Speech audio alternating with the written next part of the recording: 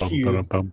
Dun, dun, dun, dun, dun, dun, dun, All right, we are live. Hey, and there's a dun, notice that dun, dun, dun, the dun, dun, dun. Hangouts on air is going away August 1st. For quick streaming, try YouTube webcam. Oh, is that going to be the replacement? I guess, I don't know. So hence the title of the show, possibly the last Cubist episode ever, at least on this format, because we don't know what's going to happen Yeah. when Hangouts on air live goes away. So I am Patrick Hillier. I am the Cubist tonight. And joining me is Chad. I just say hi, Chad. Hey. And maybe Brandon and Kimberly might join us later. I don't know. Yeah, I think Kimberly's she was in a different time zone right now. So yeah, she's in Seattle, but she might join us. You never know. Yeah.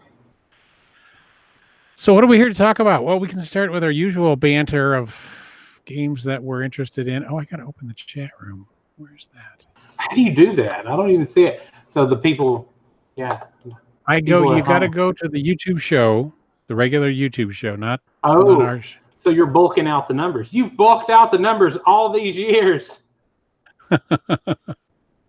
Yes, that's how we get up to like 5 listeners on the. What? And I am the Cubist in the chat room. All righty. So anyway, so you were gonna talk about a game. Well, you were gonna talk. Oh, we're talking about games. Let's go ahead and start and talk about recent games we wanted to talk about before we. Okay, so recently, because of all the deluge of summer games that have been coming out and all that stuff, recently we got to play Ticket to Ride London. I don't have the copy right in front of me. It's upstairs in the library, but we got that in over the weekend. We've played like 6 games of it so far. It's in in that series of the new Ticket to Ride format of the small box, low price point, like Ticket to Ride New York.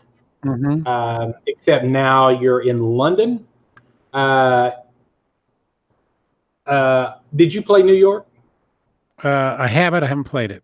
Okay. I looked through it. I mean, I know the concept of what it is. So the big thing with this one is you have double-decker buses instead of trains, and you're going through London making bus routes. They've got the map segmented into different areas. Like there's a one area through a 5 area. The one area has 2 towns that you can connect, 3 to 4 to 5, et cetera, et cetera. Obviously, the more, and once you fill in all the areas, say if I make a bus route that goes here to here that connects the ones, I get 1 point a bonus point at the end of the game. All the way up to, if you connect all the 5 cities together, you get 5 bonus points at the end of the game.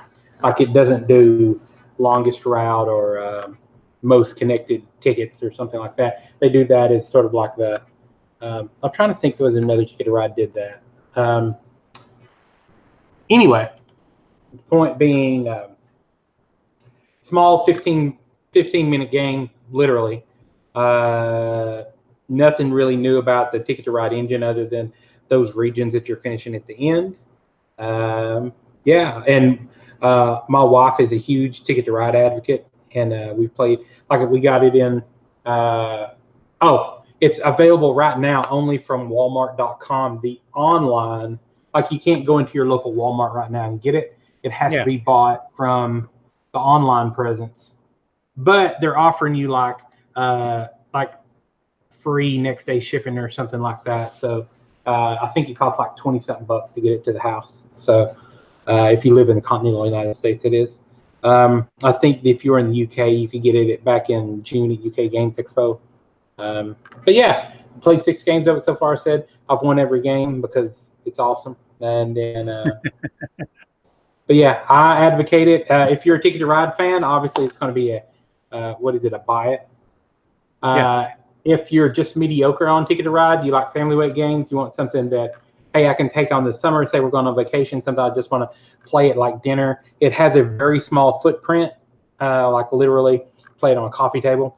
You want to try it, definitely. But for the price point, you can't go wrong with that price point. Cool. Mm-hmm. And I'm sorry, did you say how much it was? It was like It's 19 on the website, and then with taxes and shipping makes it like 20 something. I think it's like 23, 24, 25. Great. So I recently had going back to Origins, I played this game, and it sold out like every day at Origins because it was what I consider the game of the con. Because everyone was excited about it. But I didn't get a chance to get a copy. And then I went to Washington, D.C. for work, and my last day was a little light at the end of the day.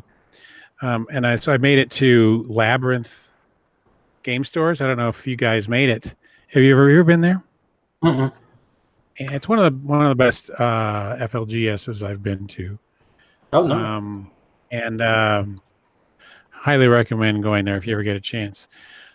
Wide range of stuff: kids games, wooden puzzles, grown up board games, grown up wooden games, chess and cribbage boards and all that stuff. So anything you can think of. So anyway, I went there and I interact with the proprietor on Twitter and talked to her for a while, and then was standing and like, oh my gosh, they've got it! It's Slide Quest and I grabbed it, even though I didn't know if I had room in my suitcase because I was flying. So Slide Quest is, I don't know if you remember, it's if there was a maze with a marble and you had like two axes on either end, and you got your marble going through the maze. Yeah, you shift the flame and you're trying to keep it from falling through. So have you played this yet? I have I played it? I think I played it at Spring. Okay.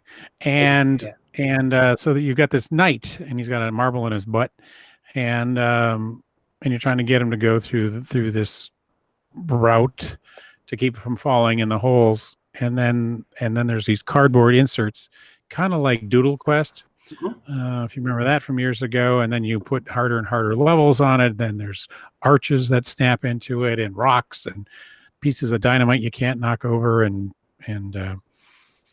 guards that you have to push into the holes as it gets harder and harder. That goes up to level 20. So I literally got home Thursday at midnight from that trip, got up the next morning, repacked my luggage, and then flew to Texas for my wife's birthday. And I just thought, well, let's leave it in my suitcase and take it to Texas. And I kept trying to get people to play it. So finally my sister-in-law said, well, let's play that game you have. So it was me running two halves of it, and my sister-in-law and my wife. So here we are, a bunch of senior citizens playing Slide Quest one night, deep in the heart of Texas. And we had a hoot. It was a good time. Yes, thank you. And we played about 10 levels before we called it a night. We were going to play some more later, but the weekend got away from us. So obviously I had a good time. I had a great time when I was at Origins and wanted to get it. So, I mean, if you're a kid at heart and love having, playing silly games, this is definitely a buy it. Otherwise, I guess it's a try it to see if you think this is the kind of game for you. So I enjoyed it. And it was like it's like $25. So it's, Eric really loves it with his kids and has been getting a lot of play with them.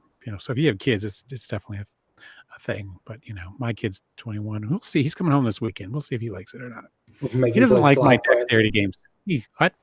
Make him play Slide Quest with you. Yeah, I'll make him play Slide Quest. All right, so we really don't have a topic tonight. We kind of talked a little bit. We thought we'd talk about Gen Con. That's around the corner, right? Mm-hmm. That's this week. In what? Oh my gosh. It's 3 days. It starts in 3 days. I am not going, but you're going. 2.5 days. Yes, I'm going. I'm working. You're working there. Oh yeah. So you work. You work for BGG, right? Mm-hmm. All right. Yeah, I work with the BGG people. So me and my wife run the Hot Games room for Board Game Geek. So short history lesson. A few years ago, the Gen Con staff had like a large event in the Hyatt cancel on them.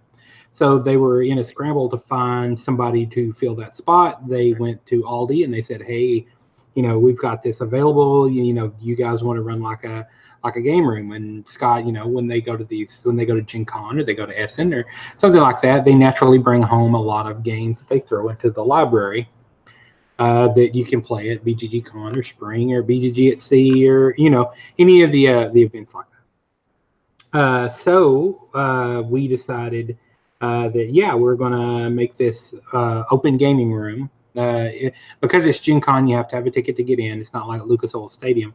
But where we would differentiate than say the Origins Library or the or Lucas Oil Stadium or something like that, we would only have new games that show up at the con that year.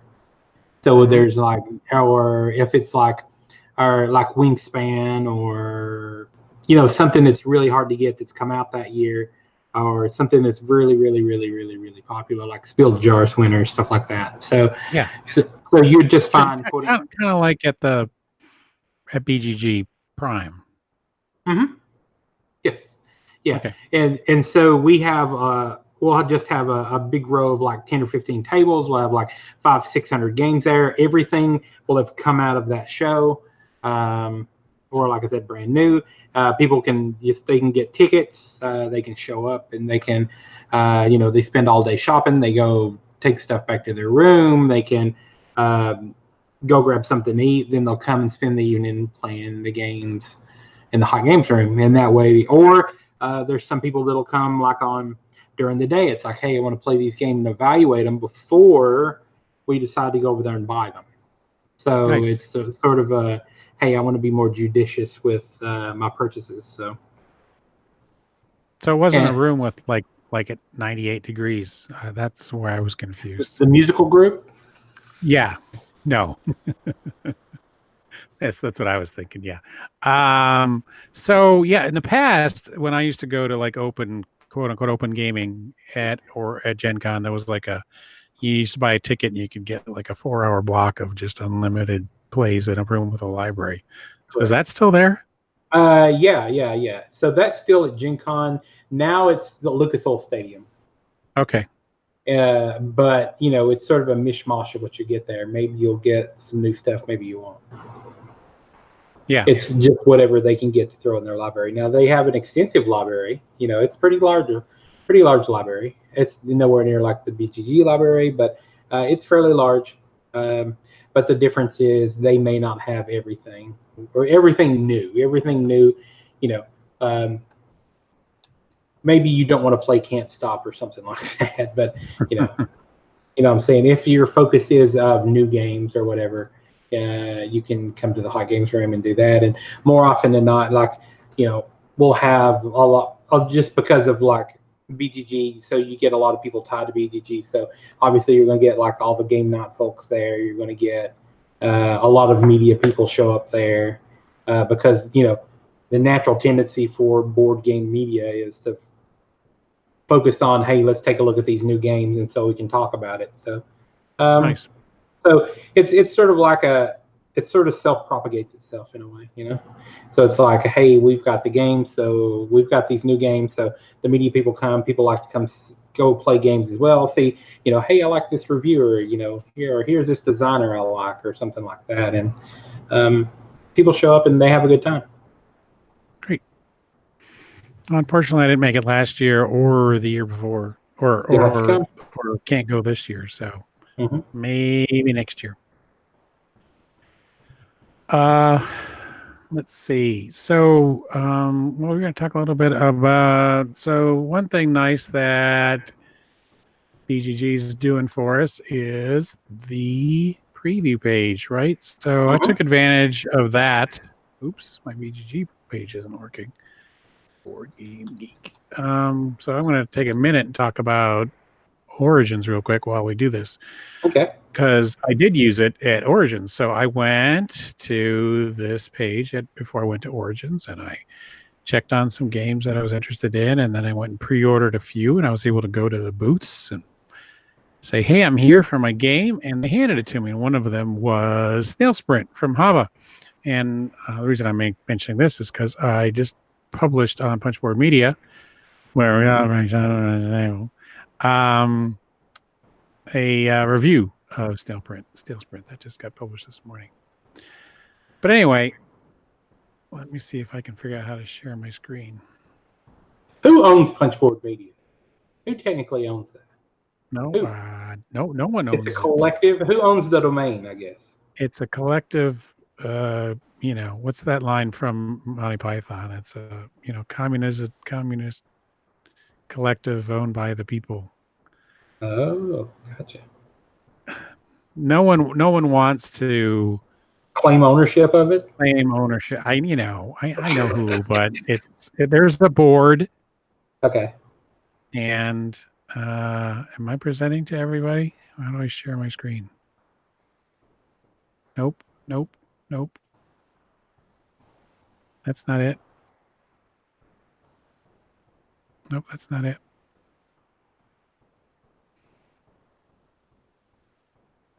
Here it is. Share screen.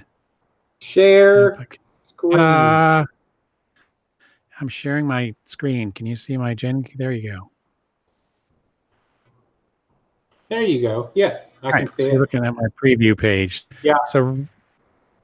So we're looking at there's 620 titles available. Yeah. And believe it or not, we have already started working on the SN preview. Oh, I'm not surprised at all. I mean, this has got to be a lot of work to get this stuff organized. How does this happen? That'd be an interesting question. So how does this information get to you guys? Actually, it's pretty transparent. So you'll notice if you follow Board Game Geek on social media, Eric will put out an RFI, or request for info, for an upcoming show, whether it be Origins, SN, Gen Con, what have you, so we can do a preview. From that request for information, then the publishers will come to us and say, hey, we're going to put out this game, this game, this game, this game. It'll be available for the show. And then obviously they'll say, hey, we've got this for demo. We're going to have this for sale. We're going to do this and that and the other. If it exists in the database, that's great. We can just link it to the preview. If not, then we go ahead and put the game actually in the database. And that's where I help do that. So I do a lot of database entry on the side. So a lot of the, especially what's interesting is a lot of people, like, especially if it's a German game, we'll get the press releases of stuff that's coming out, and it'll all be in German. And so I'll have to translate it because I don't speak fluent German. So I'll have to do that and sort of break it down into like a legible format to make it interesting. And then Eric does the primary work on it. I'll do like some of the smaller publishers like Amigo or NSV or stuff like that. So but the Asmodee stuff that Eric can do like a video review, or that he's already looking to do something with, he'll go ahead and take those on. But the lion's share of this is all done by Eric. So. Cool. And then, so this all gets so they have to fill it out in certain formats so that everything's consistent. And then Scott and Chaz Marler and all the coding team are the ones that are responsible for actually making the software and putting in the pre-order system and stuff like that. Cool. Right. So it's cool that you can sort it. Well, one, that this is it remembers. Hey, there he is. We were just talking about you. Oh, all good things, I'm sure. We're talking about Slide Quest. Oh. So right now we're talking about the geek list for Gen Con. Yeah. I didn't know you were coming on the show. Yeah, I wasn't sure I was going to be able to make it, so I didn't want to give us false hope. Yeah, I didn't want to under promise, over deliver, right? All right. That's my whole modus operandi. So anyway, the cool thing about this is it remembers who you are, right? So you can check off, hey, I'm not interested in this, or I am, and then you can filter it to the games I really wanted. Yes. And because you've subscribed to this, and So what are the thumbs all about? What is that for? I haven't really So followed that. if it's something you're interested in, you'll give it a thumb. The more thumbs there are, obviously, the hotter it's going to be. So you can actually sort by what's hot or what has the most thumbs. Let's see what's the hottest. Yeah. The Isle of Cats is the hottest thing out there. Yeah, which Isle of Cats is just come off Kickstarter.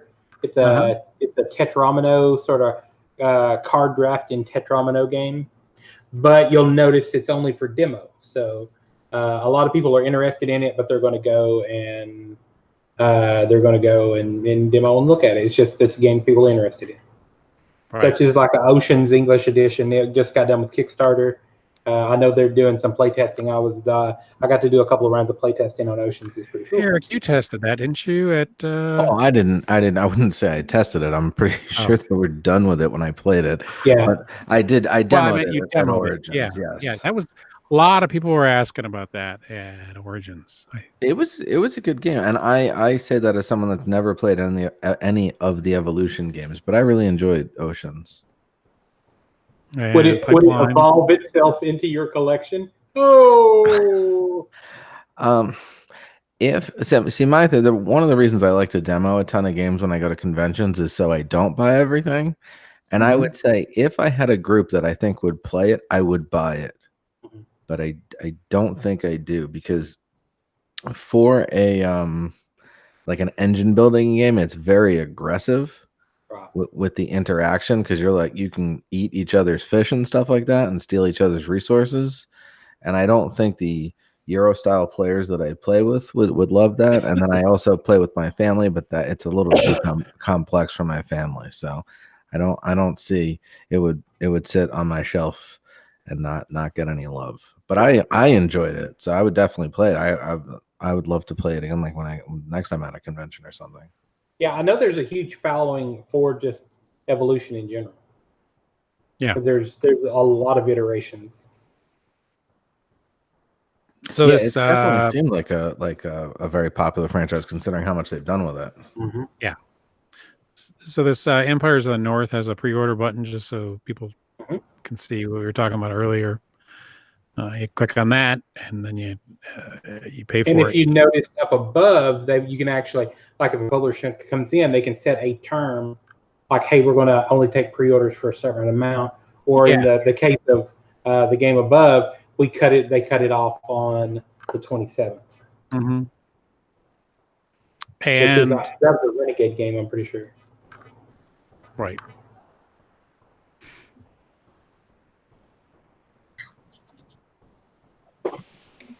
I like that they're doing the pre-order stuff. Anything that stops people from, running in like animals, I think is great. Well, it does that. Animals. And if you remember from the last couple of Essens a couple of years ago, apparently it's more predominant in Europe than it is in North America. But apparently there's like organized groups of thieves now. Oh, theft. Yeah, but I think everyone at Gen Con takes credit though. So I think I know people that don't carry cash at all. Yeah. I don't think the cash box thing is as big of an issue. Hi, Brandon. Hey, what's up? You want to adjust your mic a bit. Oh, is it over here? And adjust your chair. Is it squeaky? No, you're like 2'3". Why the heck is it not recognizing my? Okay, can you hear me at all? Yeah. No, we could hear you. Were too loud. Oh, I was too loud. Yeah. That just may be you. It may be just me. Yeah, I really need another pretty game. Yeah, I see why this is hot. It's about parks. Mm-hmm. All right, so Brandon, do you have a geek list going? We're talking about Gen Con's geek list. Can I derail us slightly? But you can. It's on topic. This show is totally off the rails. So, can we talk about the idea of must-buy games or must-play games? Let's go there. I feel offended. No. Go ahead. Oh yeah, no. So I'm not gonna name any names because I'm not looking to start fights with people. But online, someone had said that they didn't love the idea of people putting up things with like, must-buy games of Gen Con, because how they felt it it influences like this buy cult of the new, fear of missing out, collector mentality, and then someone else who had created some content that was titled in that regard took like some serious offense to that, because it's just a clickbait type headline that's supposed to just drive traffic. I don't think anyone was actually claiming that they would buy all of the 20 games on the list or whatever. So I don't know. I just as a pedantic English major, I can definitely see the first point of view, which just like have must play games, or even if you said it was my must buy list, that at least that's specific to your taste, because I don't think there's any game in the universe that every person that plays board games should have. And just because the Venn diagram of all of our I bet even all four of us, we'd be hard pressed to find a game all four of us love. Oh yeah. Right. So, I mean, Chaz never opened his copy of Gamecopolis, so I mean, that is true to this day. we're gonna kick him off the show now. We probably should. What for the rest of this for the rest of the last episode? Yeah. We probably should. Anyone else have any thoughts on that? I don't know. That was just my take today. I do. I'm even though I'm kind of the same thing. I've shied away from like posting those monthly play things. See, I like doing that. I like to too. I just feel it starts conversation where people talk about like what you've played, or like, oh, did you like this one that you played? I don't know. I don't see that as encouraging people to buy stuff. I just usually it's like a nice starter point for a conversation. It is. Now the whole post where you take a picture of all the shrink wrap crap that you bought at a convention, that is kind of like, look at me, look at all the stuff I bought. Because especially if they're all shrink, because it's like you can't even start to. Oh, did you like that? I don't know. I haven't played it yet. But I own it now, and I do it every convention. And you don't. I love doing haul picks. I've done it. I've done it too. I don't want to claim any moral high ground here, but recently I do it, and it's like one game. See, that's awesome. Because I bought two at Origins. So. Yeah, the two I bought at Origins were Slide Quest and what's the one where you throw in the cards at the meeples? It's the Table's Lava. Table of Lava. Yeah, I brought each of them home, one for each of my kids. So it's like, here's my haul collection. It's for my 6 and 9. You see my awesome tweet about a month ago, or 2 weeks ago, 4 weeks ago, whatever it was. The table is mock lava. Random amount of weeks ago. I thought that was hilarious. But there's a whole mentality about just buying one game too. It's like there's an analogy. I was watching a video of a guy that collected albums, and he goes to a record show. There's people buying just tons of records, whatever, and this guy just spends $200 and bought one album. They said, why don't you buy more albums? He said, sometimes it's not about buying all the albums. Sometimes it's about buying the one album. In this analogy, it's not all about buying all the games. It's about buying the game that's for you.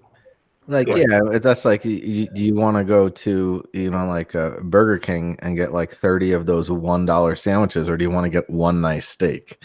Yeah. And I mean, depending on what day it is, I may give you a different answer on that. Now, getting back to your original topic about, the must-buy games of the convention or of a show or something like that. Here's the thing, though. If those types of articles and if that stuff was not being viewed or it was not popular, you know what? People wouldn't do it. But there's an interest in that. If there was no interest, people wouldn't be doing it because nobody would be watching it. But granted, there is, because everybody's doing it and everybody's watching it. So there is an interest in doing that. Yeah, so. People read them. I mean, and that's why I do one. That's the same thing with lists. Yeah, people love lists, but there is something with our words, and this is kind of one of those hobbies that kind of originated from Magic, and not necessarily promoting fiscal responsibility, right? So we got to kind of be careful when choosing our words and saying Kenny G is a must buy. You can frame the argument. You can frame the conversation. Yeah. You could certainly say these are the games that I'm looking at that look important enough that maybe you should look at. You can definitely drive traffic to your site, blog, podcast by saying these are the things I'm looking excited to check out. You don't have to say these are must-have, because this is a FOMO place. That's what BG Twitter is. So I think any sort of hobby that it is. that has any sort of basis in consumerism, you're going to have like that FOMO sort of mentality. Yep, you are. And even ones that don't have basis in consumerism, you know, I think you get that with every hobby. Even if like you're interested in you know, like you're just traveling, then you start to like I have to go everywhere. Like it's, you I know, gotta get to Santorini. I have to mortgage see my house. I have to see all the Caribbean islands. I have to see all of Europe, and you know, or whatever it is. Yeah, it's definitely, it can be that with anything. If you, it's all in your mindset. I'm gonna go on every cruise. Oh, I'm good for you. You can take all the cruises from me too. Sorry, Bill. Oh yeah, Bill's not here, so I could talk about how much I dislike. We could talk smack about cruises. Actually, I will say, in fairness, now that we're totally off the rails anyway, that I went on 2 cruises. One was with my kids, and it was horrible, and the other one was without my kids, and I enjoyed myself a lot. Yeah. I went on one long cruise on an aircraft carrier. That was enough for me. I don't think cruises, speaking of words mattering, I don't think cruise is the right word for that. Man, you know, I'm on a boat cruising around, so it works that way. I don't know. What have we talked about? Do we need to get back on the rails, or can we just keep going? Oh, well, you guys didn't talk about games. Do you have any games you want to talk about?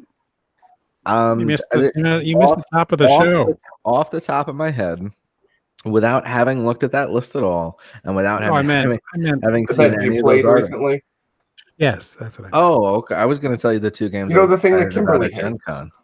Yes. Yeah. Well, no, now it's already on my mind. I'm going to tell you the 2 things that I'm excited about at Gen Con, and you're going to deal with it. Okay. Thank you. One of them is Medium, which I also got to. But did you get to play that at Origins, Patrick? They were demoing it at the Punch. No, but I mean, I've heard about it a lot on there's a print and play on the Geek Floor right now. Yeah, the print and play is basically the game. Yeah, it is like a demo copy. You could play like a few rounds of the game with that tech. Absolutely. Yeah. It's a very, very cool party game in the vein of like the Just One sort of party game kind of thing. I'm adding that to my list. I forgot to add that. Yeah, that's from coming from Greater Than Games, designed by Storm Chaser, which is a pair of people. And the other one is, I mean, I've had it a while. I know Brandon's had it a while as well. That's Silver and Gold. It's going to be coming over from Pandasaurus, and Pandasaurus will be demoing it at Gen Con. But you could also get it on Amazon DE for under $20. So yeah, I think if you're not at Gen Con, you just, you know, you could just treat yourself to order the German copy of that, and you could have something that's demo only at Gen Con in your house. Yeah, the euro is really weak right now, so it's a good time. So, but it's like it actually dropped quite a bit. I forget what it is now, but yeah. Well, we had Doris and my wife. So we had played that. I don't know, like every time we turned around, we played it at the gathering this year. So I think we had like 10 plays. She loves that game. I was hoping that it would be out. Pandasaurus would have had it out for the show, but I think we're just going to wait until it comes out from Pandasaurus because it's already like August, so it probably isn't going to take much longer. I'm hoping, you know. Yeah. Well, you know, you hope in one hand, you should have it shipped from Amazon. But you know what? We've got other games to play if it doesn't show up. Yeah, ain't that the truth? Like, you can always open the goblets. We ain't doing that. If any of you I'll publish it myself first. And that's the real thing that you could circle back with all this Gen Con hype and buying stuff is like, have you played every one of your games that you already own? Because I'm gonna bet the answer is no. You're down to one unplayed game. I don't. I meant from Gen Con last year. How many from Gen Con 2017? And how I don't know. But I am down in the 60s now. I want to know. So I'm down in the 60s now. So. I haven't played any. I've played all my games in the last 2 Gen Cons. Yeah. But how many unplayed games do you have total? Oh, like over 100. Yeah, if you sneezed, it could actually collapse on you and kill you, right? Because they're all behind you. No, they're all on that couch over there. That's fine. Well, that's good for safety reasons. That's good. No, that's to keep the boy from sleeping down here when he comes home. That's my excuse, and I'm sticking with it. Oh. Andrew Smith is in the chat room. Hello, Andrew. Andrew, tell us about how horrible traffic is going to be in Indianapolis. Oh, I heard about that today. Yeah, they shut down 70 from the airport to the downtown area. Yeah, so basically, if you're staying west, you're going to be taking side roads the entire way in. So that's a problem if you're, well, it's a problem when you fly in, but it's going to be a real problem for the people that are staying in hotels by the airport. Yeah, by the they're airport. going to have to redo that commute all the time. Ew. Yep. I'm just so happy to be lucky that I live in Nashville, so we take 65 all the way up from Nashville. So it's a straight shot. We just barely skirt the outside east edge of where the construction is. So Yep. I don't think I know where the airport is. So, how far is the trip for you, Chad? I think it's 4 hours and 30 minutes. But I mean, when we do this trip, counts as one of our vacations for the year. So we will do the slow and pokey route. Like, hey, let's stop and grab some proper lunch, and let's go and let's stop at a whiskey place in Kentucky or something like that. I like your style. Proper lunch and whiskey stops. Isn't that the same thing? Kind of, yes. What's It sure can be. So we live on the south side of Nashville. No, we brought that up. Totally unrelated. But we're literally like 30, 45 minutes from the Jack Daniel's distillery. So yeah. I have been to the Jack Daniel's facility during the annual barbecue cook-off, and it was hosted by the guy with the hair, Guy Fieri. The guy with the hair. Oh, goodness. Well, y'all know who I meant. Yeah.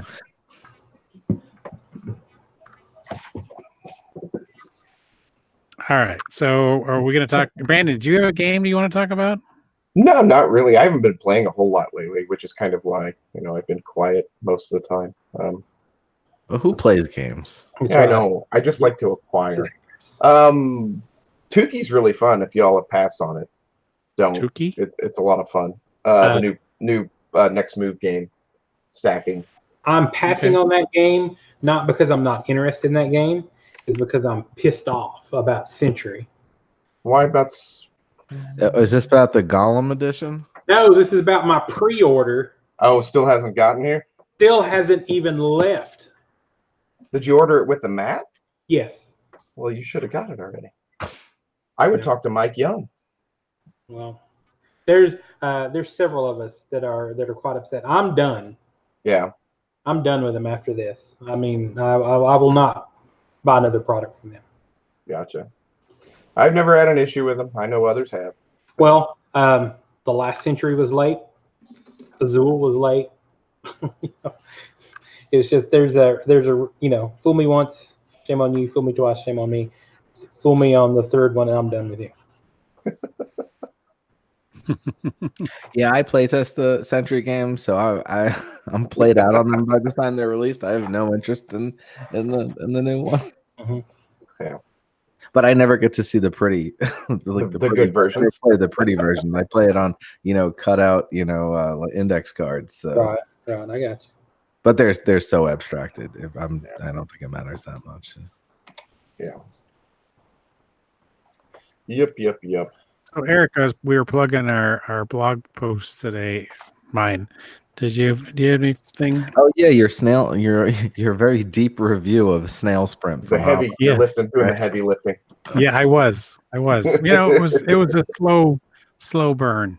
Well, I also wrote a blog post that posted today, and that was on the double size, the newest Exit game, which is like a 2-part adventure, so it's twice as big as the previous ones.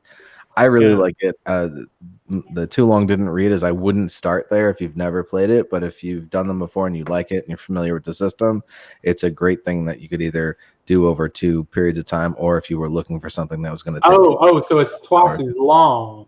Yeah, twice as many puzzles, bigger box. Well, no, the box is twice as big. Oh, I'm talking like large cards. Oh no! The cards are big. No, the box is bigger, and it has another box nested in the box that it says "Don't open until you've solved X." Gotcha. Puzzle, and that sets off the second half of the game. Yeah. But But yeah, so that was that exit game. So Exit XL with large cards. The card is that 8x11 sheet of paper. no, that's what they need to do for the Giant unlock. exit I can never game. find the damn hidden numbers in those things. Don't get Brandon started. But I'm still no, the exit one wasn't that bad. It was those unlock ones, right? Well, the unlock ones, yeah. So That's Yeah, what those we are said. those are the trash ones. That's what I was just saying. Oh, sorry. I need an XL version of the unlock so I could see all the hidden crap. Oh yeah, sorry, I missed that joke. I was actually looking at my list. I spaced out. Sorry. But speaking of, Tukey game looks fun. Tukey is fun, and it's surprisingly, I don't know, the word isn't thinky, but it's surprisingly fun to watch because, there's multiple different ways to build things, so everybody's doing it just a little bit differently. And it's always, it's just a fun little race. The awkward thing, and something to get Chad going on this again, is that it advertises itself as up to 4-player game, but there's only enough pieces for 3 people to be playing it actively. So one person has to sit out and be like the moderator every round. Yeah. that sounds awful. Yeah, and it's a dirt cheap price. They've got really fantastic components in it. Who makes the, Tukey? The blocks. We're not going to talk about Next that because it's going to get Shaq. It's next move. It's Plan B. But they're really hefty little blocks and everything, so it's really good. I just don't know why they did that. And I asked about it, and they were just like, "That's what the designer intended from the get-go." And I don't know. Yeah, but they develop their stuff. Yep. I know this because every time I play test with Emerson, he's like, "Yeah, no, I don't know what the final rules look like till I get my copy." Yeah. But so no, that's what they're not afraid of developing stuff. So here's my question to you: if you buy 2 copies, could you play with 6 or whatever? I don't see why not. Or you 4. just would kind of adjust the scoring maybe a little bit, but I don't think you would have any issues playing with 6 or 12 or 18. Other than it's just going to be mass chaos, right? I have no idea how it plays. And you have to be able to. Everybody has to actively be able to see the card, which is about the size of fields of green, the little square cards, basically. Oh, so we need an XL version, is what I'm. Yeah, you need an XL version of that too if you're going to play with 16 people. So, sure, but then you could theoretically Karuba this game. You could Karuba the heck out of this game. Or number 9 for another. Yep, we have like 3 copies floating around, so we could seriously play a 9-player game. Would you want to do that? No. Well, I don't know. I don't think it wouldn't hinder anything. You just adjust the scoring so it doesn't go as long. It's also got this weird ending game. Basically, you play, and the last person takes the card, And so when it gets down to 2 people that are left that don't have 5 cards, then it becomes head-to-head, and it's like a last man standing. There's no – not last man standing. It would be sudden death. Mm. So one person could have collected 4 cards. That means they didn't win 4 of them or something. They finished last, and the other person could have won every one of them. But then it's all just comes down to that last turn. So now, is this the one that you said was going to replace Junk Art for you? I said it could replace Junk Art. I would never replace Junk Art just because I think Junk Art is fun. It's potentially auctioning off like 50 games a month. So. Yeah, it's a minute work. Or not minute work replacement. It's a Junk Art replacement. Man, I was not a fan of minute work. What's that? I was not a fan of minute work. I've played it twice, and I've kind of had that same feeling. So, minute work is the one that's more like Tokyo Highway, right? Yeah. Yeah. I played Tokyo Highway. That was it was fun, but we couldn't get through the whole game. Right, because your town explodes. Yeah, exactly. And then it becomes to a point where like we can't recreate that. Yeah. Yeah. I never bothered to play Tokyo Highway. It didn't look fun, so I skipped it. I was nominated by Patrick to jump in a Flip Flory's game of it, and then Patrick walked away. Well, I know what Patrick thought about it then. Patrick maybe had the same opinion as you about it. Yep, I think you may. I'm fine with it. You're fine. I want to get some of those giant tweezers that Meeple Lady has. Oh gosh, the big to pick up your chits. Yeah. Yeah. Yeah. All right. So is anyone excited about anything coming out? Doesn't even have to be a Gen Con. I mean, it could just be in the future. I mean, I did 3 pre-orders is what I did. I'm not going this year. I did a lot. Yeah. Yeah. if I were going, I would have used that BGG pre-order system a lot more. I just didn't want to make Crystal 120 games on the pre-order system. That's pretty amazing. I think I pre-ordered 13 games. What's that? I think I pre-ordered 13 games this year. Gotcha. Nice. Yeah, I just did Tiny Town from Yellow. Little Town, yeah. Yeah, or Little Town. That's it. Oh, I was going to say, we played Tiny Town. We played Tiny Town. Yeah, Tiny Town from AG. This is Little Town from my Little Town. I told you, Brandon. I told you people were going to get confused. Yes, and it's that really was the first thing. You're like, they're nothing alike. I'm like, yeah, but people are going to get messed up on it because the titles are so similar. Well, and originally it's a Japanese game, and I think I've forgotten what the name of it is. It came out like a couple of years ago. From the same guy who did the King of Frontier, I think is what it is. So it's a nice little city building game. I did Pass Tally just because I've been waiting for that damn game for about 2 years now. Yeah. And it's the only good game Pandasaurus will have. Hey, they're gonna have silver and gold. We just went over this. Yeah, but I've already got it, so it don't matter. It's not going to be at the show. Oh, it will be for demo. That's what was the third one I did? You can't even remember. It can't be that good. Oh, is it Nine Tiles Panic? No, I've already got Nine Tiles Panic. Use us. I don't even remember. That's another one that's going to be at the show that I think. Yeah. Knowing games always has interesting things, right? Did you get Money Grabbers? No. That's the first time it's been over here. You've had to import every copy because it's so dense. It's full of metal coins. Yeah. Where is it? It should tell me what I pre-ordered. There's Little Town. There's Pass Tally. Did that one? Yeah. Little Town, Pass Tally. I did Ishtar for my IO. Yeah. Because it's Bruno Cathala, and I was looking at the mechanisms. It does the Cathala. I'm going to use a lot of 5 Tribe stuff, but it also has like a weird Tetromino feel to it. I'm going to say Cathala.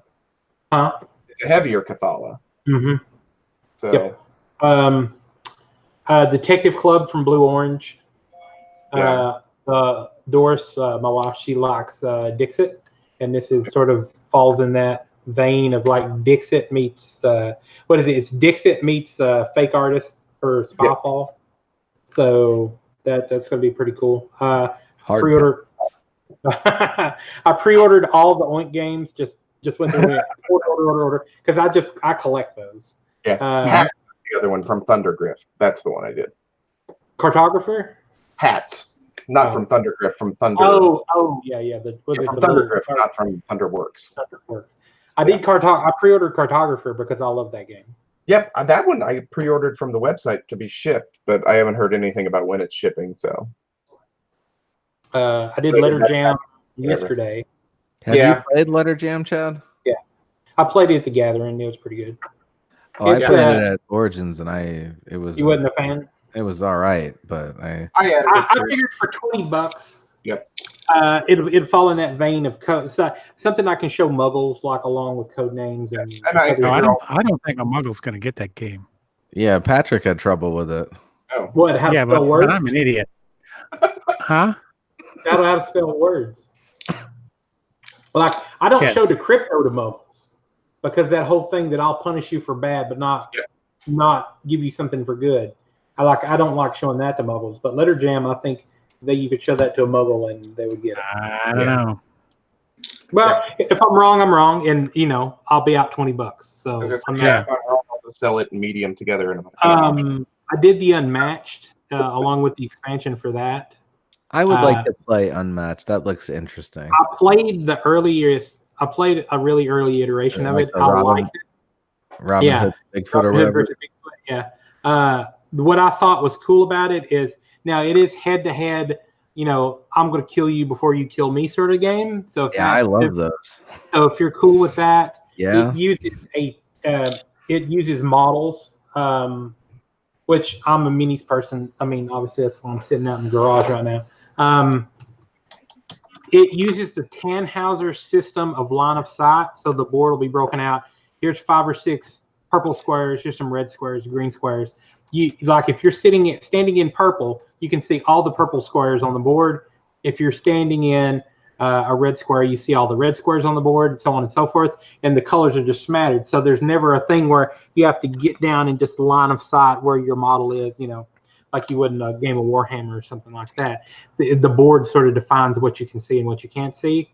But the engine to move and to fight in the combat is based off Star Wars Epic Duels. So it's a card-driven engine.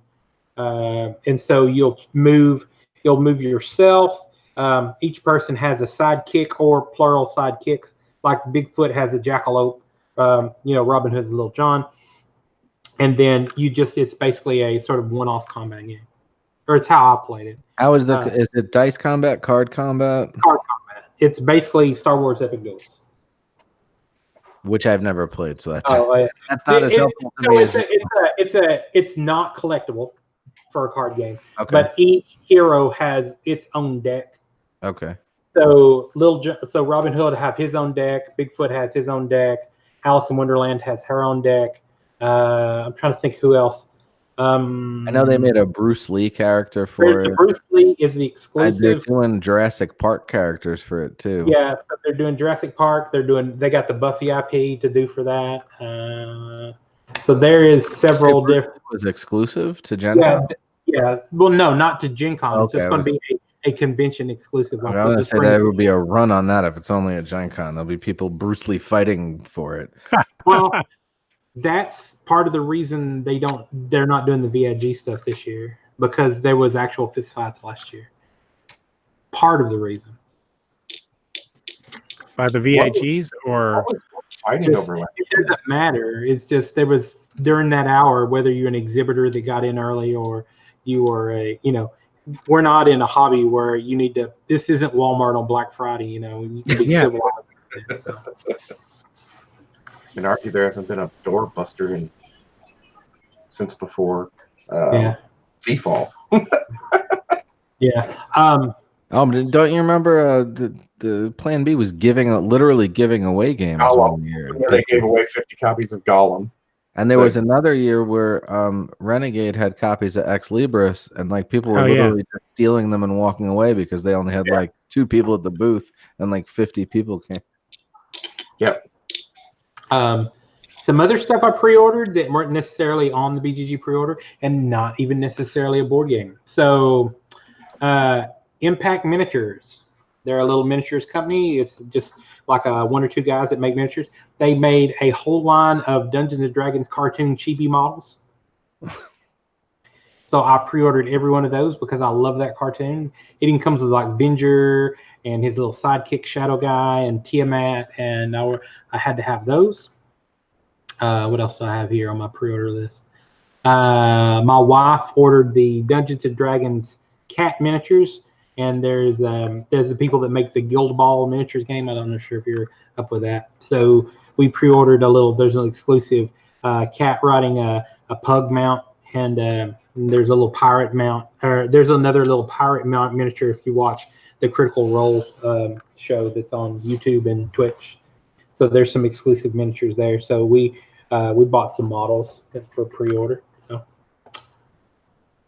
yeah. So no era being pre-ordered or no. I mean, I've played era. It's okay. Matt Leacock is an amazing guy, but it's Roll Through the Ages. Yeah. It's just Roll Through the Ages. Instead of writing your little stuff down, you're just putting. It's like, hey, let's take Roll Through the Ages, mix it with Cathedral. That game, the whole point of that game was they made all those beautiful plastic buildings, and you're building this whole 3D thing that's supposed to be beautiful, right? Yeah. And the board is the ugliest freaking yellow color. What's that game where you push the board down and then you have to put all the pieces in before it pops up? It's a children's game. Oh, Perfection. Concentration, whatever it is. I looked at the board and I was like, oh my god, did really? If they just would have made it green like grass or brown like dirt, it wouldn't have, but it's this heinous yellow. I was like, I'm instantly uninterested in this. That's my rant about that. Yeah. There you go. All right, let's talk about Massive Core. Hi, Kitty. Has 0 thumbs. Why is that? What's a massive core? I don't know. It's by Soaring Did Rhino. you just scroll down the bottom or whatever? I did. It's by adjective animal. Yes. So did you see Fun Again bought Ship Naked? No.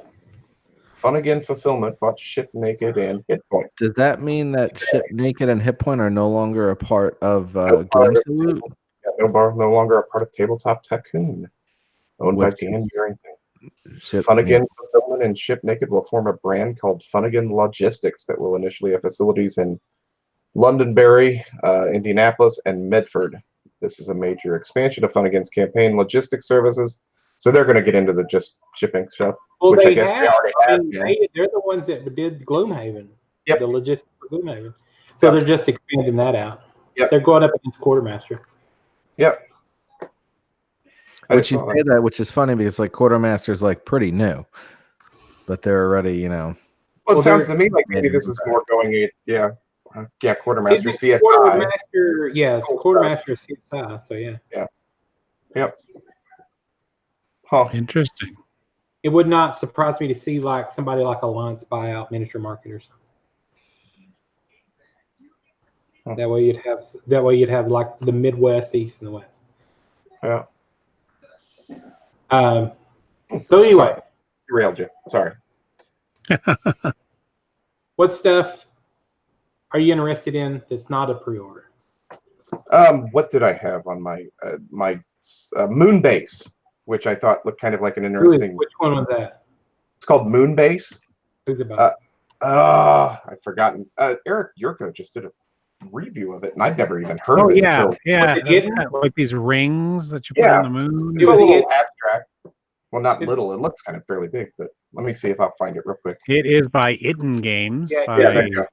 That's on my. I am going to buy that. So Itten Games, and if you've talked to me and you've actually heard me rant, Itten is the Asian version of Zoc Games. Oh, Zoc? Well, that's not a bad thing. You think it's not a bad thing at all, because you look at their track record of what they do, what kind of games they put out. It's sort of a parallel of the sort of a different spin, but a lot of the same stuff Zoc does. So Zoc is known for, neat little dexterity games or stuff neat wooden bits. I mean, they have done board games in the past, but primarily their nom de plume is weird, high quality dexterity games, and that's what Itten does. Tokyo Highway. They did Tokyo Highway. They did that one. Here Comes the Dog, which is pretty cool. They did Tribe, which I like to make people play Tribe at conventions because it has a really neat table presence. It's about you have all those people in the circle and you just throw rings and stuff on them. It's pretty cool. I'm starting to collect Itten Games when I can.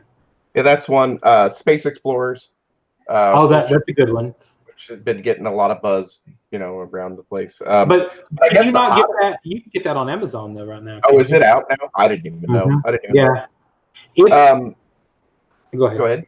No, I was just going to say, we've got that, and for me, that one almost feels Splendor for me. It's like if you like Splendor, but you want something, I got Splendor that falls in that mogul category, but Space Explorers is like if you're playing with gamers, and you want it's not 100% exactly Splendor, but it's a very Splendorish meta, but it's more geared toward the gamer mentality, kind of like how Hadara is kind of like geared towards the Seven Wonders mentality. It's that you could use that as the same analogy. What you just said is how I feel about Realm of Sand. I love Realm of Sand, which is like a gamer Splendor. Yeah. Then you might be interested in that. So the hardest and toughest thing to get is going to be those damn Targi bits, right? Targi bits and what, Black Angel? There's Black Angel. Black Angel. I think people are going to balk on it, but I mean, it'll sell its 240 copies. I don't think it's kind of going to be the rush thing, but I could be surprised. I think for the quote unquote the BGG people, the hardcore board game people. Yeah, and it's the only real heavy Euro out there this year for it. Which one? Black Angel. Black Angel. Oh, Sort by I'm firms interested. and go to the top of the list. Yeah.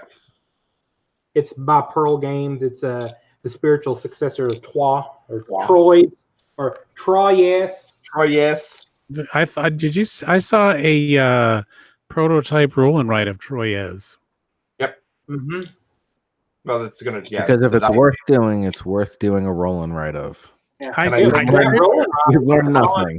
Rolling Route was on BGG for a while. I think it got took down. Yeah, and I think they're doing a 2-player one as well, like a Troyes duel, which doesn't make sense because Troyes and duel, 2 people. You'd think they'd make people call it Menage a Trois. Hey! Oh, zing! It'll be a 4-player game, but only 3 people can play at a time. Only 3 can get in at once. Wait, yeah, okay. Well, this I was showing Patrick earlier. This will be out at Gen Con, but you can go to Target and get it now. If you buy this or any of the other villainous stuff at Gen Con, they're going to give you the little villainous pins. Does it change the game at all? No, it just adds 3 more villains. Yeah. No. We this played it. had we had to Patrick and I had to look these up. There's Which Scar. one? Hold on, don't say what they're from. Say who they are. Scar. Well, that's Lion King. Ratigan. It looks like a rat. Hunchback of Notre Dame. I don't know. And somebody named YZMA. I can't even say that one. Say what is spelling? Y as in yes, Z as in Z, M as in Mondo, A as in architect. Yeah, I got nothing. Yeah, I don't know either. I hated that game. Who was that, Patrick? You looked it up. Oh, what did Yazima is from Emperor's New Groove, apparently, which I've never seen. Now I'm looking up Ratigan. Oh, this is a standalone game, so you can play this by itself. Ratigan, Disney. So you're watching all the Disney movies right now, aren't you, Eric? No. Great Mouse My son only wants to watch Marvel stuff. Yeah, Ratigan is the Great Mouse The Detective. Great Mouse. I have never even seen these Disney movies, and I That's grew a up with fantastic Disney movie. movies. Too bad they attached it to this game. Ooh, it's like a Sherlock Holmes thing. Oh, I gotta download this. Yeah, the Great Mouse Detective is good. All right, I vaguely remember it.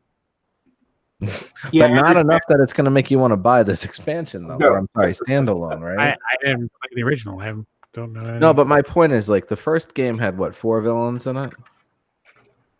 So Right? The original game had 4 villains in it. no, give or because you take, can right? play it with 5, I thought. Because you can play it with 5. Fine. or Well, let's 6. say it had 5 villains in it. Like, how many famous Disney movies are there? A lot more than 5. Like, you wouldn't think. Right, yeah.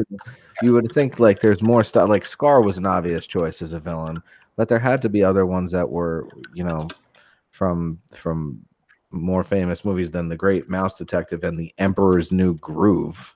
What about that kid in Toy Story that was blowing up the toy soldiers? When are we going to play him? So nobody's talked about being excited about Funkoverse. I'll take a look at it. Here's my super hot take on that. Anything where they're creating a system that you can fit in like DC superheroes and also fit in the Golden Girls tells me the theming on it is absolutely pasted on.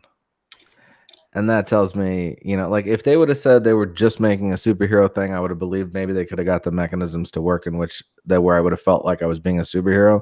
But this tells me they're just like, hey, we're going to sell you some Funko Pop little toys in a box that looks like a game with some rules. And Without having played it, that's my hot they're take. going to sell a lot of them just over that. Oh, I'm sure the Golden Girls thing is probably going to go bananas. Yeah.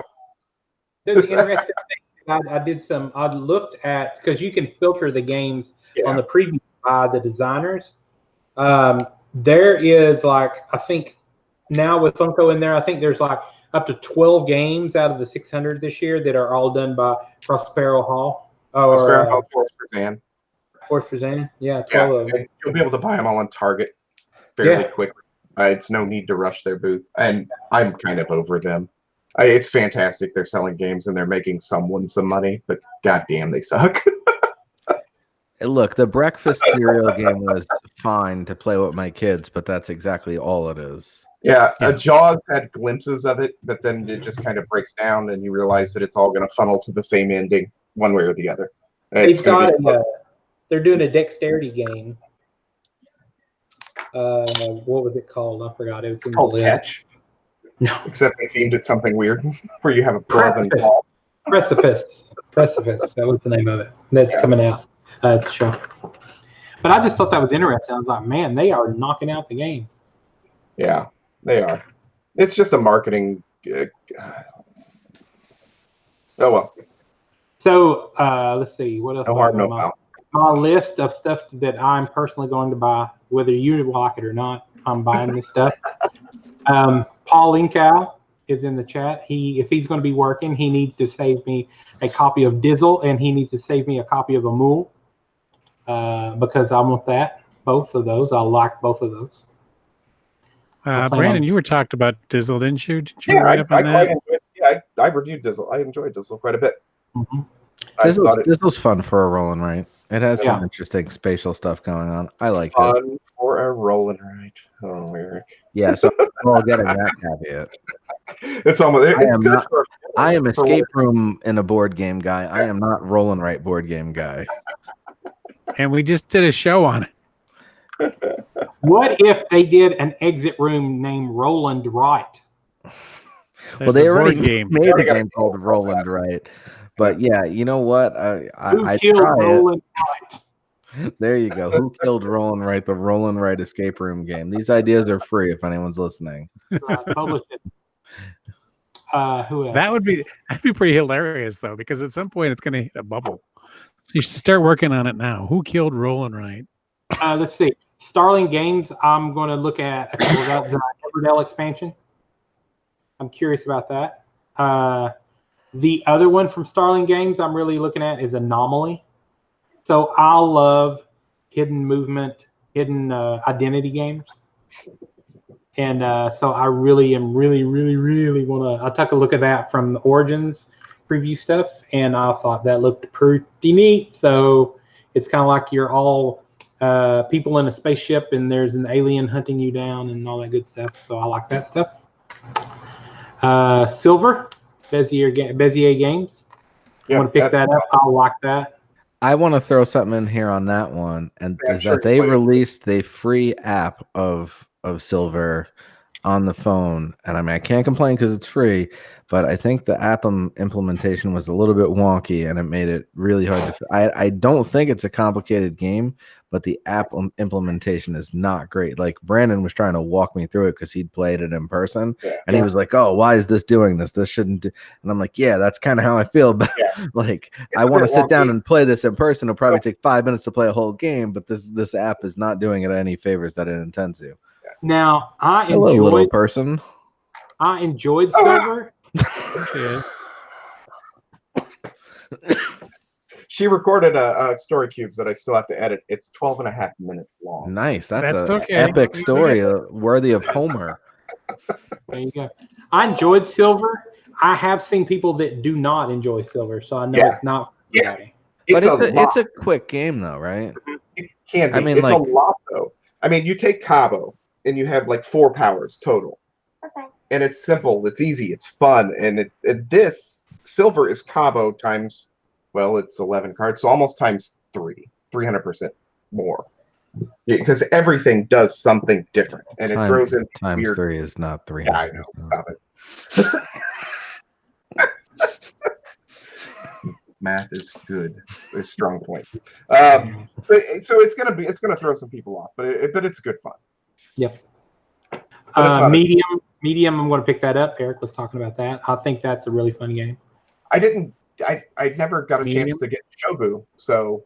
Man, I have Shobu, and Shobu is just great. And I know Andrew is in the chat. He reviewed it, and I have a review copy. I'm going to review it, and like the day before, like the big plagiarism scandal, I actually mentioned in a Slack room to Andrew, I'm like, I'm just going to copy your review because you said everything I wanted. And then like the next day that happened, and I'm like, ooh, I should go back and delete that comment. So don't worry, Andrew. I will. I'll write it all by my damn self.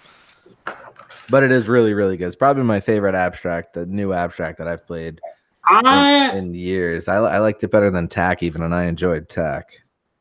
See, that's the whole reason I'm sort of trepidatious about going in to pick up Shobu, because I bought TAC. I thought, oh, this is going to be great. And there was just like not enough gameplay for me there.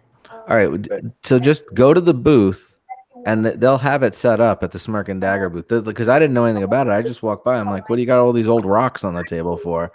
And he's like, come check it out. And I played with Kurt and I was just like, oh yeah, this is where it's at. I got your rocks off. Yeah, you got it. I'm just worried that there won't be enough. There won't be a sustainable gameplay. It's like a when you play so many games of Onitama, right? You run into that state where it's like, but I don't know. I've played Onitama like 50 times. So. You can turtle in Onitama pretty good, against most people. But I just wonder. Will I end up probably getting Shobu at some point? Yeah, I just wonder. I'm just saying, definitely anyone that's interested in or maybe have questions about it, they're gonna have it to demo, and a game takes like 10 to 15 minutes. Like if you're like thinking, like if you're just playing fast and loose, you probably knock out a game in 5-7 minutes. Yeah, I think it's neat how that mirrors. Oh yeah, if you're thinking on like there wasn't enough going on in TAC, you're not gonna have that. It's like a 4-dimensional thing. Because you can only move on your closer board, but you can only do the colors on the diagonal farther board. Yeah, there's a lot. And you, Bushimi? What? I'm putting it on the list now. Yeah, you got to put it on the list, man. Put it on the list. It's a must buy. Must buy. No, it's definitely a must check out, though. I say that to everyone that's even remotely interested in abstract games. Was there a pre-order for that? I don't think there was. I don't know. Right? But it's not like they're just air shipping them in for the convention. He probably has a good amount. Yeah, because it was available at Origins, right? Well, exactly. He may not. He may. I mean, I don't think people are going to be busting on doors to get a copy of Show. They should be, though. Yes, they must buy. If they were watching this show, they would be. Both of them. Yeah. You must buy. I'm going to throw in one more game. This is the only game I asked someone that is going to bring back for me, and that's the new Deckscape game. It's formerly Da Vinci. Now they're known as DV Gnocchi, and I'm sorry, Giochi, which looks like gnocchi, which makes me think of food, which doesn't make me think of Da Vinci. Yeah, I don't know. Italian. Whatever. It's Italian, and it's the new one. It's Deckscape: The Curse of the Sphinx. So obviously some sort of Egyptian theming going on. And the other thing that they have I'm interested in, which is the expansion for Bang the Dice game. I think I still own Bang the Dice game. I probably haven't played that in 5 years. Yeah, I think I gave that one up. Second, I've got like 2-3 copies of it. You have multiple copies of it? I have multiple copies of lots of stuff. He's got 3 game copies sitting there. I've got 4 copies of just one. Just 4. Just 4. Okay. Feel the Charis winning. It's just 1. Sorry. That's right. That's right. People are complaining, I can't get this on its own. It's not my problem. I got like 3 or 4. We had it since Essen last year? Yeah. What else? We had Medium. We talked about that. Osprey books. Osprey is putting out a new version of Gaslands. Got to check that out. Osprey also does Wildlands, which is phenomenal. Does anyone know if the new Judge Dredd version is going to be like at least demoable? I'm very excited about that. That's I don't think so. No, it's not. No. It's Wildlands. It's that. It's the Martin Wallace like miniatures on a map game. That's Wildlands, and they're making. It's called Judge Dredd Helter Skelter, I believe. So they're like reskinning it, but it's not just a straight reskin. They're like changing the powers to make it thematic, and I'm pretty excited to see what they do with that because I think it would translate well to awesome. Judge Dredd. I just don't think I know that it's coming out later this year. I don't know if they're gonna have it. If anyone goes by the booth and sees it, check it out. Tell me Yeah. Tell me if it's as awesome Judge as it sounds. Dredd models and a miniatures game. That would be Yeah. awesome. Yes. They will not be Yes. previewing it Gen Con. Boo. But yeah, Gaslands. Really like Gaslands, so I'm going to go and pick up that book. I'm going to go see what else they have over there because Osprey's really cool. Osprey also puts out Frostgrave, which you've never played Frostgrave, but this is going more into the realm of like miniature gaming. So you guys are maybe foreign language. I love Frostgrave. Let's see. Asmati Games. I said I wouldn't mention this, but I will. Asmati Games is bringing 100 copies of a GNC. You weren't supposed to mention that. Yeah. Of what? A GNC. It's a little card game by a guy named Carl Chuddick. Uh-oh. Weed. Reed. I'm a Chuddick fan. Let's see. What else? We talked about that. Corvus Belli. If you've ever looked at the Infinity models, they make an Infinity war game, which their models are amazing. They are making a dungeon crawl board game set in their sci-fi Infinity universe, which looks amazing because they make really cool models. Who else is going to be there? I need to go to Badger Airbrush, pick up some primer. I need to get some bases from Gale Force 9. And Gale Force 9 is also doing the pre-orders for Dune. Oh, are they doing those? Yeah. And if you pre-order it at the show, there's like a little sandworm model. Of sand. There's a sandworm model. There's like the sand tidal wave, and they just spit in your eye or something like that. No. On that note, gentlemen, it's been a pleasure talking to you. Goodbye. Kid behind you. And good luck to Again? Google there is. Hangouts. Hopefully we figure something out and we can do this again soon somewhere else. Somewhere else. Yeah. Later, y'all. See ya. There's a couple of D&D artists. I'm going to pick up some art, maybe. And go look at the GW stuff. All right. Well, That's on my list. That's a lot of stuff. Do you bring in like a wagon or something? What are you bringing? Like a U-Haul? Oh, wait a minute. Hold on. What else? Hold on. There's a whole other page. Yeah, there is. I have got. So, while he looks that up, Brandon, is Ray going for you yeah, guys? Chris is going, and Luker will be there as well. Okay. Yeah, well, I just kind of decided there's too much stuff going on here, and I don't. It doesn't look. I mean, I would love to sit and hang out in the hot games room and play games with Chad and Doris, or at least listen to Doris yell at somebody once. But it can happen. I can. But I just don't. I don't know. It doesn't seem worth it to me at this point to go there. Yeah. Just to see Chad and Doris. Although they're probably worth it. If they'd let me sleep in the hot games room, I might do it.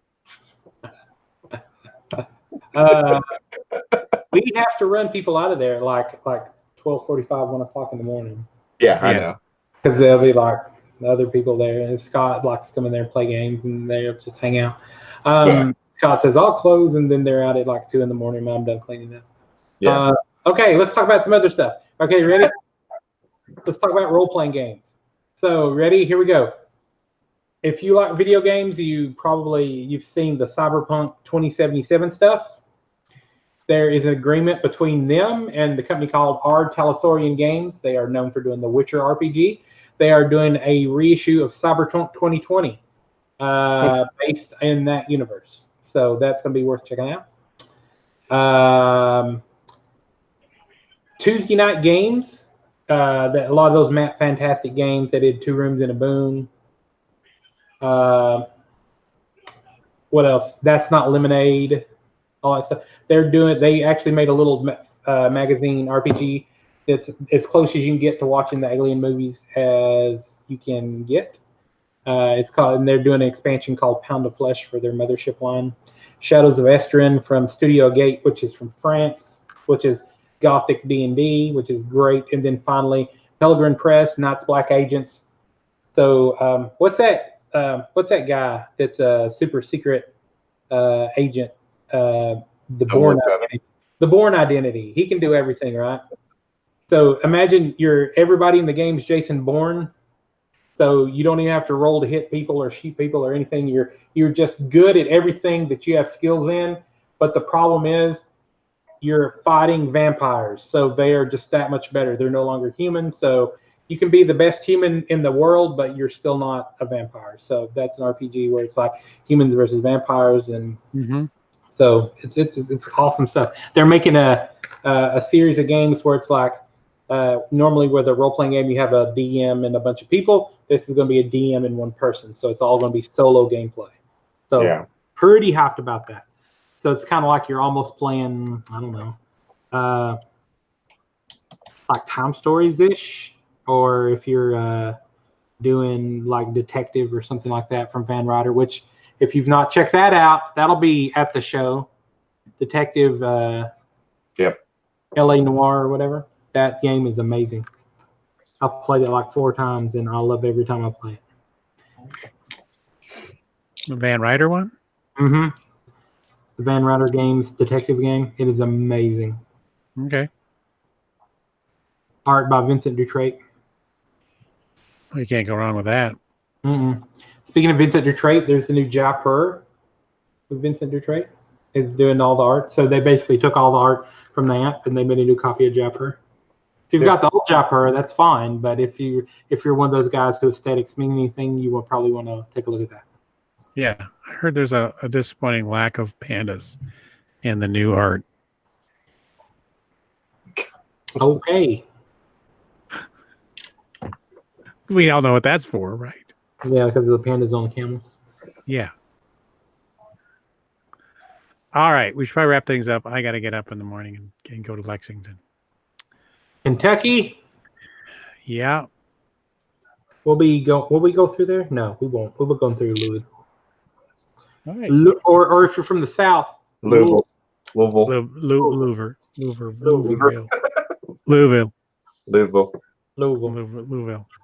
Do you have anything else, Brandon, before we close?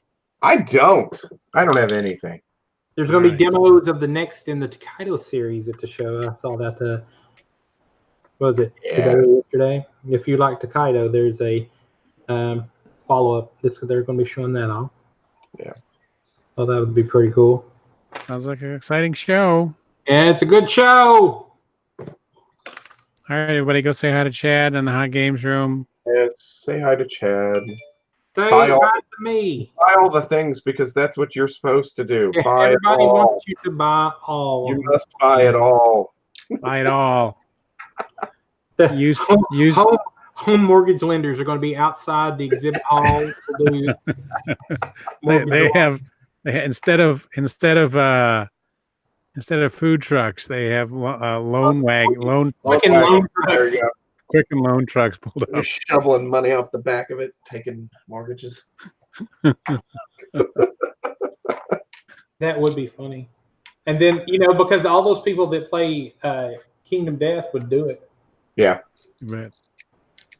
I've never seen a movie that old get that much business every year over year. Yes. It's just crazy. It is. They're good fans. Yep.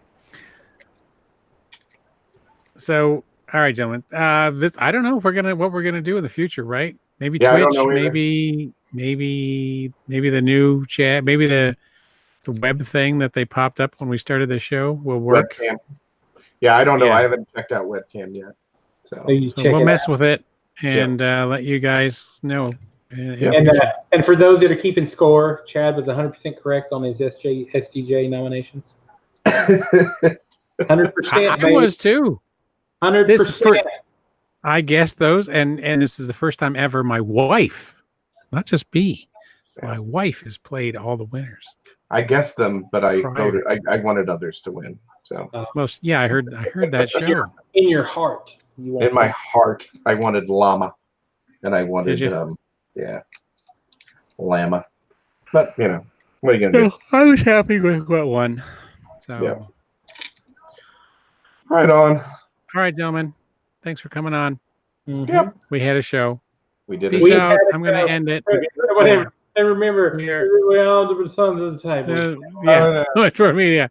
We all bring something to the table. Bring something to the table.